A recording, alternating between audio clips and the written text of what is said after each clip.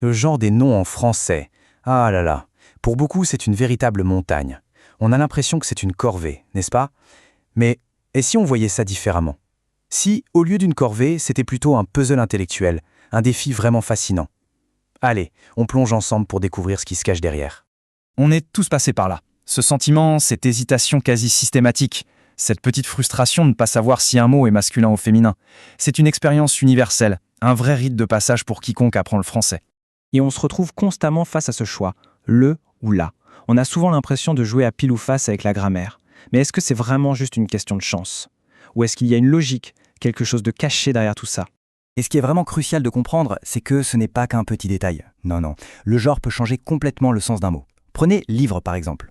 Le livre, c'est l'objet qu'on lit. Facile. Mais la livre, là, on parle d'une unité de poids ou de la monnaie. Rien à voir. On voit bien que le genre, ce n'est pas un accessoire. C'est absolument essentiel. Alors, comment on fait pour sortir de ce jeu de devinette? Eh bien, la bonne nouvelle, c'est qu'il existe un système. Oui, oui, un système. Ce qui peut sembler être un chaos total est en réalité un code qu'on peut déchiffrer.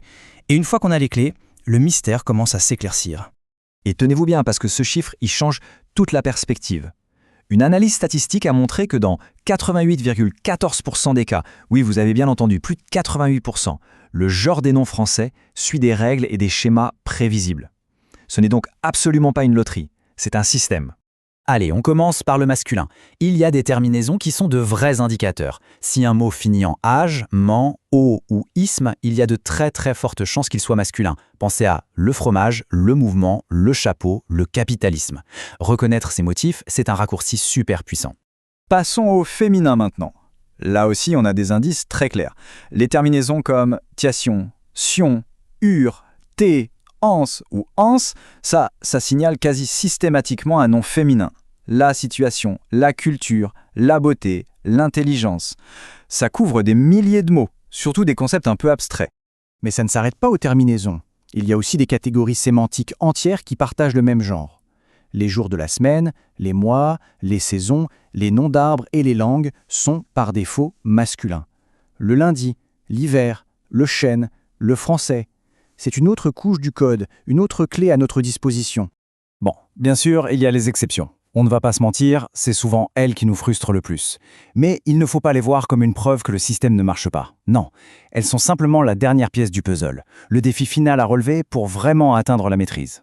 Regardons un exemple classique. La règle dit que les mots en âge sont masculins.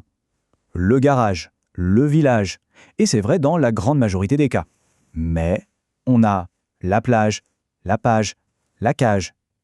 Le truc, c'est que ces exceptions, elles sont connues. Il n'y en a pas des centaines.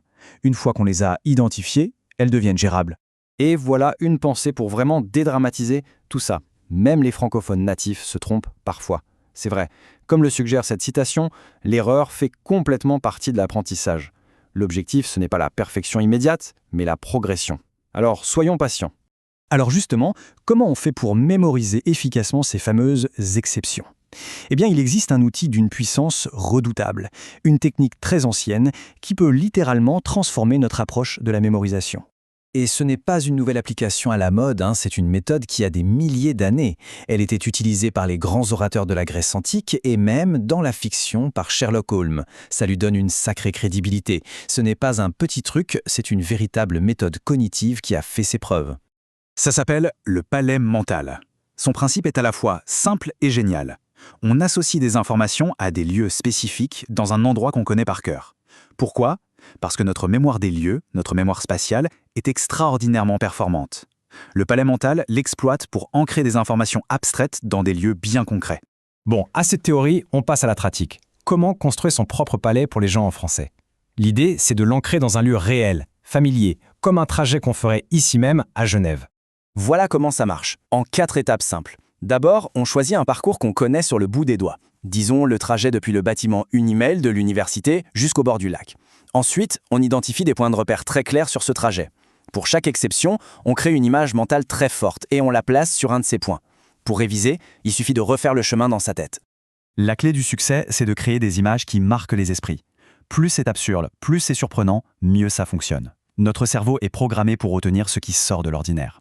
Cette association entre un lieu familier et une image insolite ancre le souvenir de manière bien plus robuste qu'une simple liste. Ok, les règles. Le palais mental. ce sont des outils fantastiques pour construire la connaissance.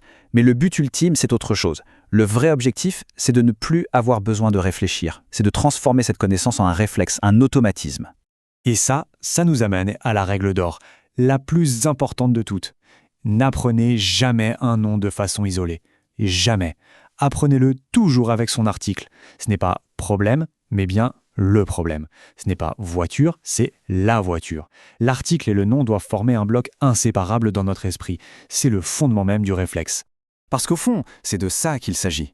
L'objectif final, ce n'est pas de réussir un examen de grammaire, c'est de pouvoir communiquer, de s'exprimer avec fluidité, sans cette pause, cette angoisse du choix entre le et la. C'est cette confiance tranquille qui est la véritable marque de la maîtrise.